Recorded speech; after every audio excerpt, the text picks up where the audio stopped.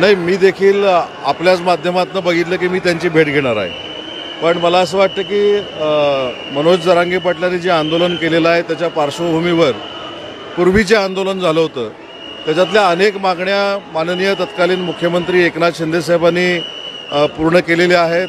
देवेंद्रजी देखील मराठा समाजाला न्याय देण्यासाठी त्यांच्या नेतृत्वाखाली आम्ही आज काम करतोय. परंतु एक महत्त्वाची गोष्ट अशी आहे की आज मुंबईमध्ये गणेशोत्सवाचा मोठा समारंभ आहे आणि गणेशोत्सव हे हिंदू धर्माचं प्रतीक आहे. त्याच्यामुळे जनतेला त्रास होणार नाही अशी भूमिका त्यांनी घ्यावी ही आमची सगळ्यांची देखील विनंती आहे. आता काल उपसमितीची बैठक झाली, त्या समितीमध्ये मी देखील आहे.